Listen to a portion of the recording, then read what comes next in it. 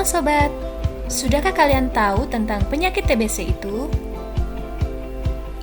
TBC merupakan penyakit yang disebabkan oleh bakteri yang bernama Mycobacterium tuberculosis.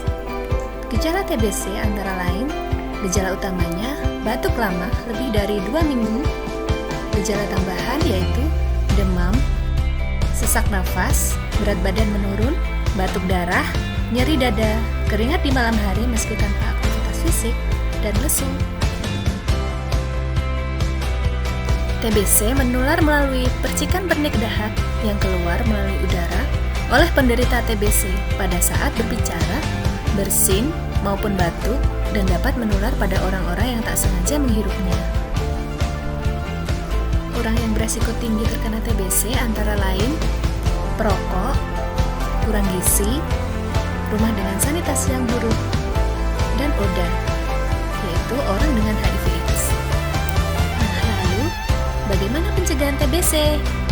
Antara lain, perilaku hidup bersih dan sehat seperti mencuci tangan pakai sabun, rutin menjemur kasur dan handuk, menjaga ventilasi udara, menutup mulut dan hidung ketika batuk atau bersin, dan memakai masker. Apa yang dilakukan bila muncul gejala tersebut di atas? Segeralah periksa ke puskesmas terdekat untuk mendapatkan penanganan sedini mungkin. Pasien yang dicurigai TBC akan diberikan perdahak atau wadah dahak untuk diperiksa dahaknya.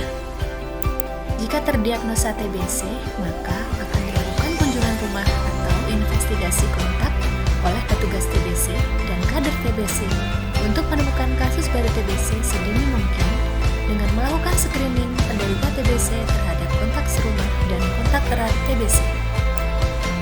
Setelah mendapatkan obat anti tuberkulosis dari puskesmas, pasien diharapkan patuh minum obat dan jangan sampai putus obat agar sembuh sampai tuntas dan untuk mencegah kuman kebal terhadap obat anti tuberkulosis.